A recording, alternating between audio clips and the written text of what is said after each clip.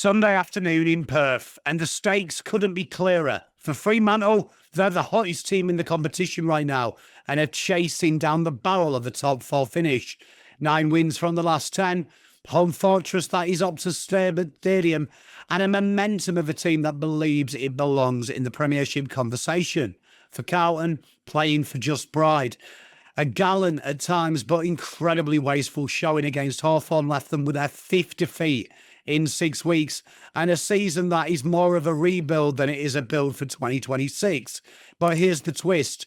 The Blues have a sneaky good record at Optus. 5 wins from their last 6 visits, home away from home.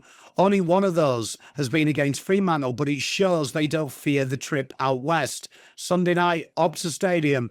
One team is surging into September. One team is trying to salvage what is the rest of a disappointing 2025. Can Fremantle keep their fortress impregnable? Or can Carlton land a punch? That might be worth talking about. Let's look into it.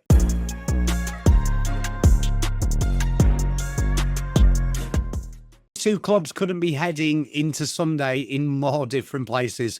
Fremantle, one of the form teams in the competition, 13-6 this year, sitting 7th, winners of the 9 of the last 10, 3 straight. They're only slipping that stretch, a very tight one. They've built Optus Stadium into being a fortress, 9 wins in the last 10 out in the west. And with a run home of Port, Brisbane and Bulldogs, this game is a bankable one if they want to keep in the hunt for the top 4. Carlton 7-12, 12th on the ladder with just 1 win from their last 6. Their loss to Hawthorn last week summed up the season. Competitive in moments, winning a fair share amount of the ball, but don't do anything with it. Finals well and truly out of reach. Talk of half a club leaving. They have turned their focus now well and truly to 2026. They've travelled well in Optus in recent years. 5 wins from their last 6 trips to this ground, even if only one of them is against the Purple Peril. For Fremantle, it's about getting that momentum. For Carlton, it's just giving themselves something that isn't negative headlines. Let's look at Carlton's season. If you had to write a headline, it would be elite at the ball, decent at territory, 0 end product. When we look at it deeper, 76.3 points, that's 13th. Points against, they're 10th. Contested possession differential, 1st. Clearance differential, 4th. Inside 59th. Inside 50s, 4th, 6th. Shots at goal, 13th. That's slightly getting better. Efficiency, though, 16th inside 50. Marks 8th, turnover differential, where the game is won 11th, tackles inside 50, this is plummeted recently 8th, intercepts 5th and 9th in time in forward half. The ones that really worry you are uncontested possession differential 5th, and a team that can't kick is the 4th most kicking side in the team. What are the strengths? Carlton love it around the contest. They also can win stoppage territory, 4th clearance differential. They're also intercept pretty well, and they're respectable in the front half. The core problem is, once it's inside 50, nothing happens. All the intercepts, the ball movement is too slow due to connection, decision-making, and more importantly, decent supply. And the outside game, non-existent. 15th uncontested differential says they're losing the spread, even though they win the ball, and they're reluctant to use it. Opposition is outrunning them, outlinking them once it leaves the contest. The ball movement DNA as well was the most baffling, 4th most kicking side. It shows an intent to control, but it's slow, it's telegraphed, it feeds opposition intercepts, and it's hurting their own turnover ledger and their ability to score. Front half craft definitely needs helping, build clear leading lanes and early separation to create easy hit-ups. Everything Carlton do is really hard yakka. They need reward first from their options.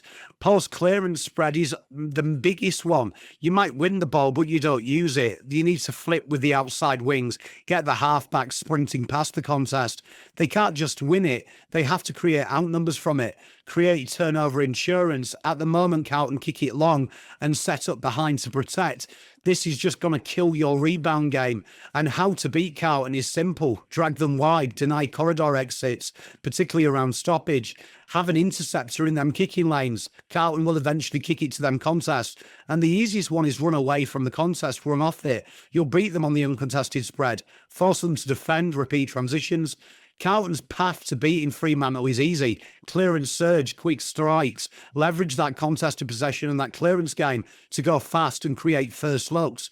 Freo will set the web, lower the eyes inside 50, prioritise the change of angle kick for the Blues, avoid long, slow repeat entries. Ryan will have a field day if Carlton just bomb it long, and they've got to squeeze the exit, keep that inside 50 tackles going, create repeat entries, and you're going to have to create the traps and grind. Fremantle, their headline would read totally different. Balanced, scoring, defence, turnover savvy, pressure, not clearance reliant.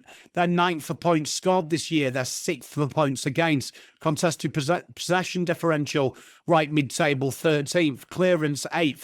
Inside 50s 4 and inside 50s differential 10th. Shots per inside 50 10th. Efficiency inside 50 8th. Marks 18th. Turnover differential 8th. Tackles inside 54th. Intercepts 13. 10th time in forward half, 10th uncontested possession differential, and a handball savvy side, 15th for the urge to kick. Fremantle are hard to score against. They pressure you in the front half of the ground, and they win the turnover game. Their profile is really fascinating. They are, every sense of the word, turning into the modern midfield.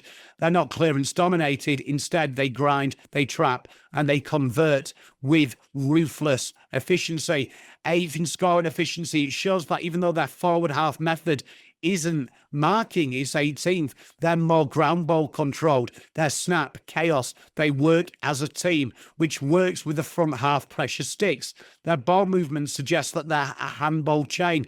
They take the pressure and they use it against you. They have support runs. They short. They go give and go. They lean into their chaos forward entries. They keep the ball alive at every opportunity. Their ground ball scores are greater than their static marking and chains through pressure. They trust the handball wave to beat the first line and then kick to the dangerous areas.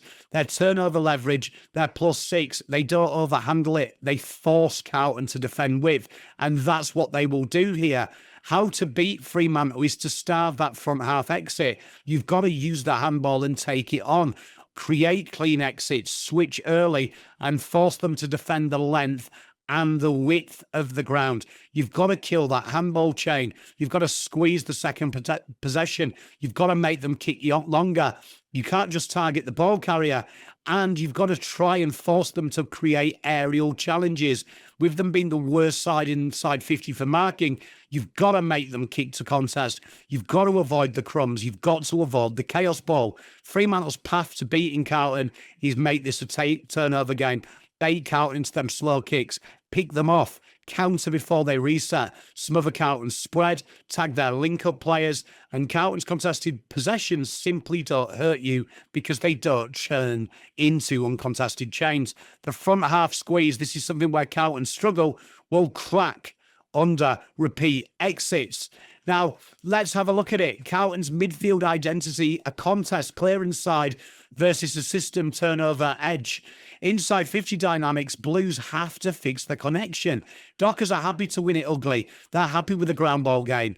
If it's a structured turnover advantage, Fremantle will dominate. If it's stoppage, surge, repeat lock-ins, Carlton have a chance. But this is it. Carlton's one path to victory is ugly football. Fremantle can also scrap with the best of them. Now let's look at the last 5 in Carlton.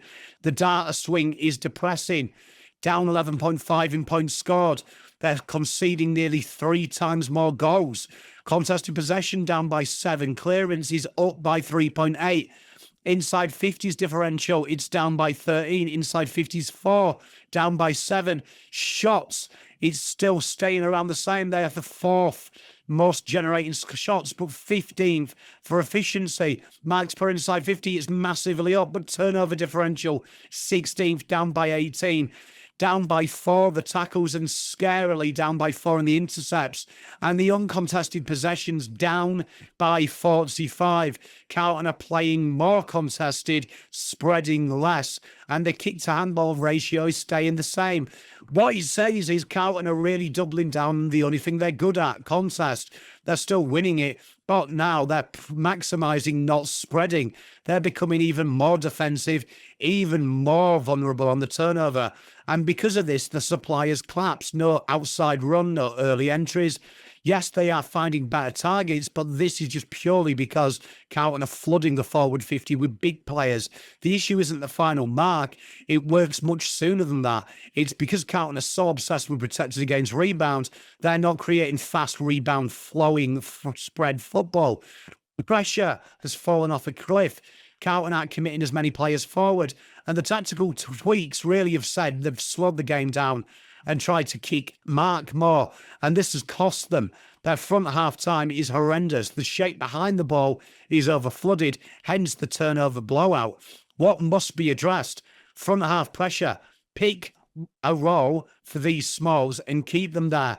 Mandate first efforts and look for that tackles inside 50. 7 tackles inside 50 doesn't cut it at VFL level, let alone AFL. And commit to the spread. You've got wingers, you've got halfbacks. They've got to convert. They've got to get ahead of the stoppage, create uncontested chains. Negative 53 is horrendous. It's all right having defence insurance, but you've got no insurance to attack. Carlton's path versus Fremantle is dangerous. It's smashed the contest, smashed the stoppage before Freo's eyes are ready to adjust. Carlton need that spread and stop teams readjusting.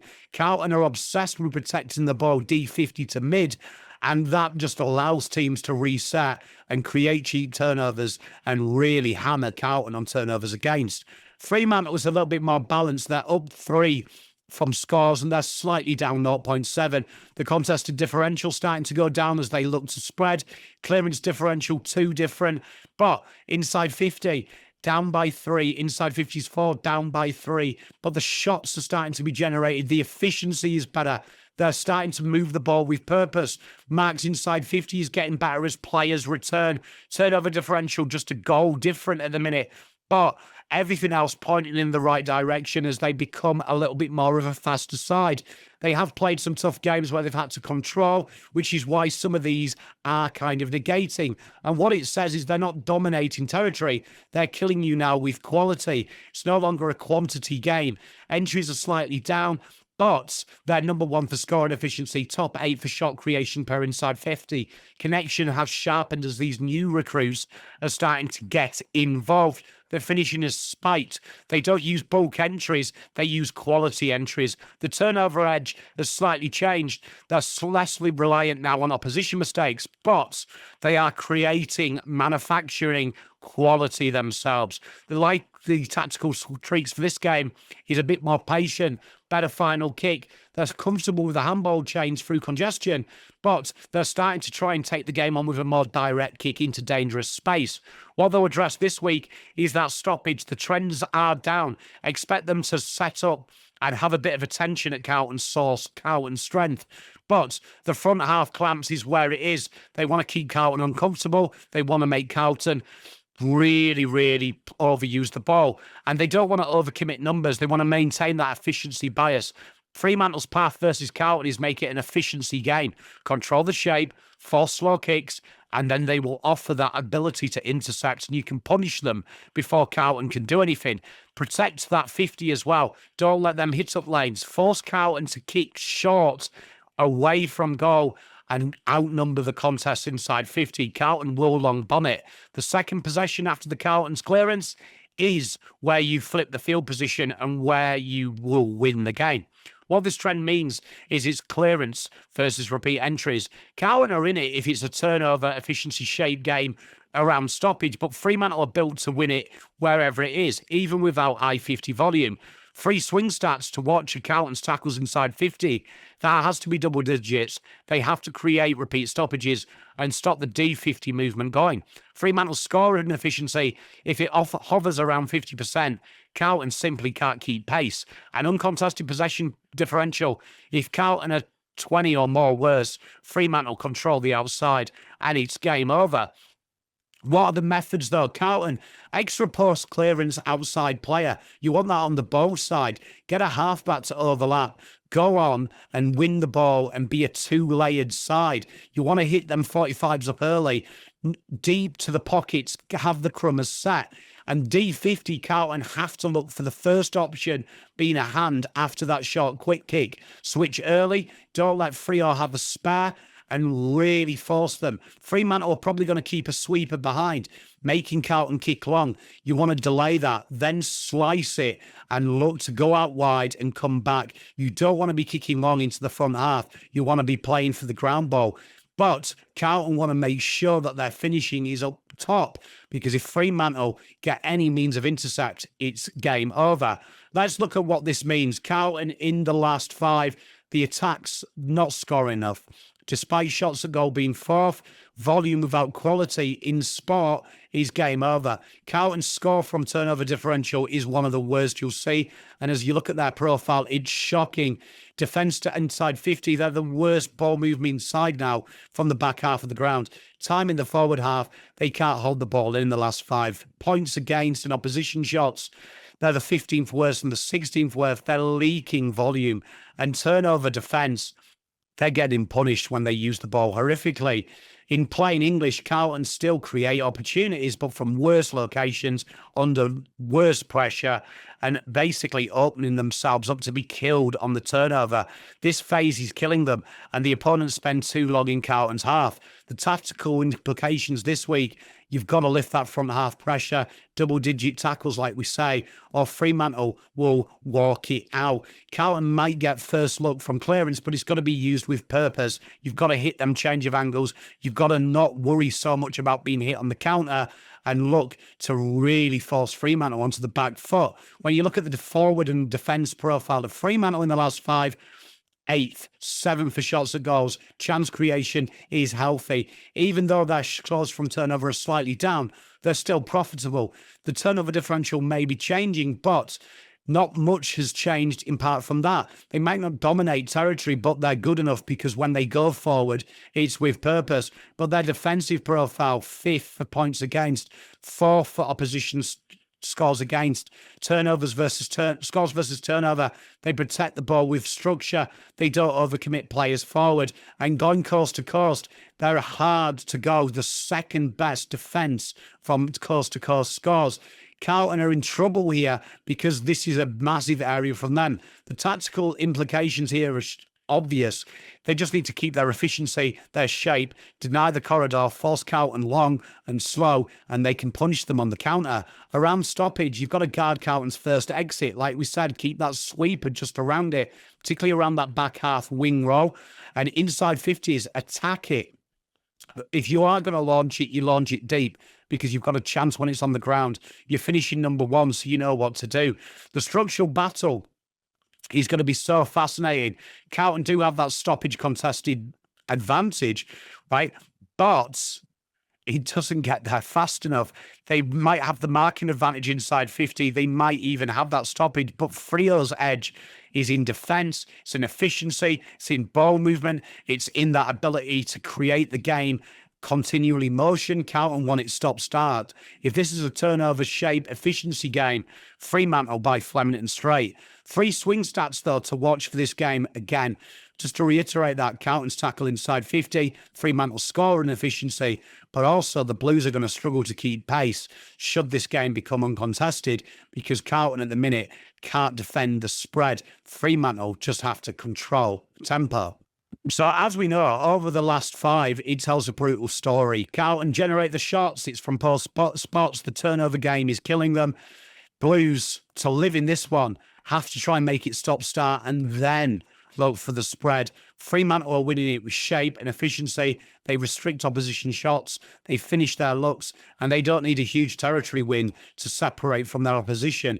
This stays an efficiency game. They're just simply too clean. So let's look at the injuries. Charlie Curnow and Adam Cerra are both massive doubts for this game and are expected to miss, which strips Carlton of their natural key forward. and that engine room.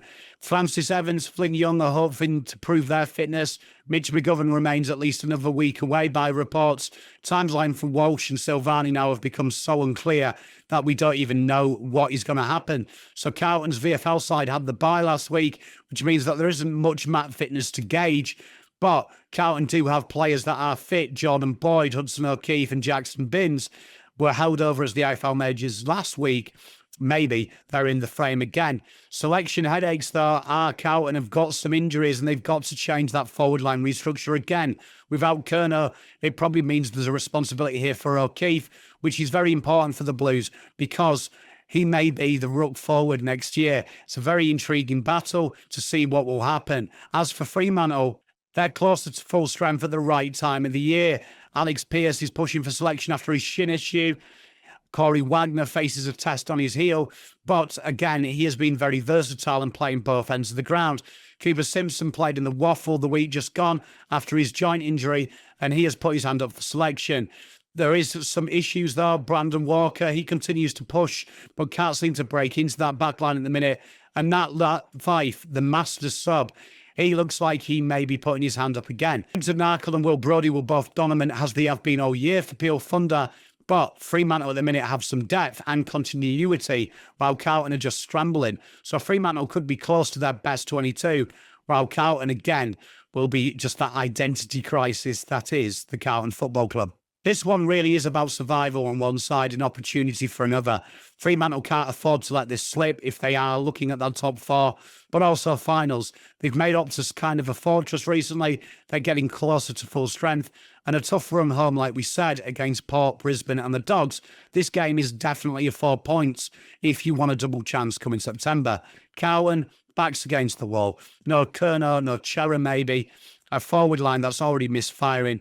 And a midfield suddenly without any identity. They're heading west, nothing to lose, everything to prove. If they can turn this game into a stoppage clearance repeat inside 50 game and bring some forward half pressure, there is a glimmer.